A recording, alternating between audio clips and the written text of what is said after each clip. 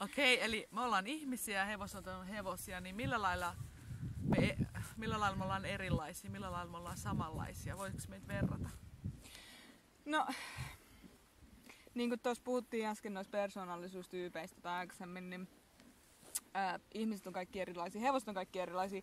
Toiset ihmiset tulee oikeastaan hevosten kanssa toimeen tosi hyvin, toiset sitten taas ehkä hermostuu vähän tai on niinku ehkä ollut jotain aiempia kokemuksia, mitkä ei ollut hirveän hyviä.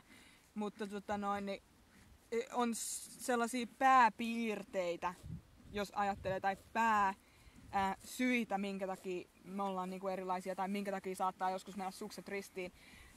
Suurin syy on se, että hevoset on saaliseläimiä ja ihmiset on saalistajia.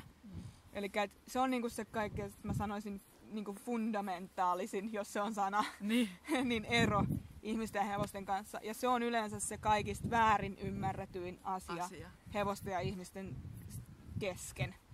Eli tosi monet ihmiset ei ymmärrä sitä, että hevoset on saaliseläimiä, mikä tarkoittaa sitä, että ne ei pysty järkeilemään niitä asioita samalla tavalla kuin ihmiset.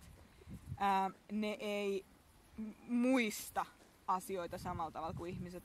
Ja ne ei koe asioita samalla tavalla kuin ihmiset. Eli ihmiset kokee asioita ja ne pystyy muistelemaan, että tälleen tää oli aikaisemminkin, tää oli se lopputulos siitä. Sä tiedät sen itse, jos sä oot sanotaan, sä oot nähnyt kerran junaa ja sen kerran kun sä oot nähnyt sen junan, niin se on ajanut sun varpaitten ylitte. Niin sä et sen jälkeen halua olla junien kanssa missään tekemisissä.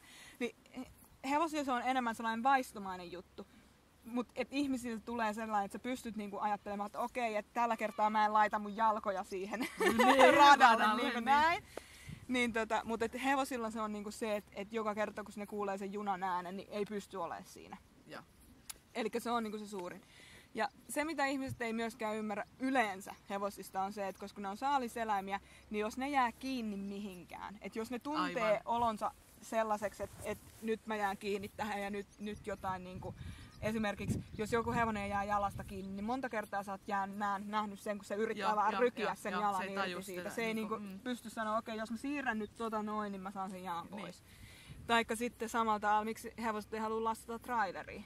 Siitä samasta syystä, koska niitä ahistaa ensinnäkin sivuilta, päältä, mikä on hevosille se kaikista pahin, ja jaloista, mikä on hevosille se toiseksi pahin. Eli että sä työnnät sen hevosen sellaiseen.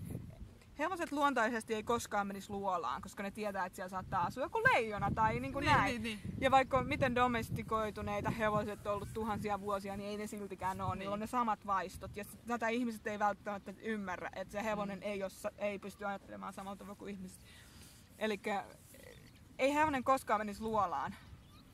Niin se traileri on niinku metallinen luola pyörien päällä. Miten hirveetä se on. Ajattele, että jos sulla on ahtaan paikan kammo, niin se, että sun pitäisi olla 5 tuntia kisamatkalla. Sun pitäisi olla hississä 5 tuntia yksin ja sä et tiedä mihin se menee. Se vaan menee ylös alas. Ja sä tiedät, että sä et pääse pois sieltä. Niin jos sä ajattelet sitä sillä tavalla, niin kyllähän sekin jo niinku kertoo tosi paljon, että mitä ne ajattaa, niinku, että miten ne hevoset kokee sen sillä tavalla. Ja sitten tietysti on tosi helppoa aina ihmisten ajatella, että joo, ei mun hevonen tekee sitä ja tätä ja se ymmärtää sanoja ja ymmärtää sitä ja tätä, mutta hevoset ymmärtää energiaa. Hevoset puhuu toistensa kanssa energian ja kehon kielen kanssa. Et sanotaan, että 95% hevosten kaikesta kommunikoinnista on kehon kielen ja energian kanssa, kun taas ihmisillä on verbaali. Niin. Eli sit ihmisillä on toisinpäin, eli 5% on se kehon kieli ja energia ja 95% on verbaali. Niin siinä on jo niinku 2 tosi iso asia, että minkä takia me ollaan niin erilaisia.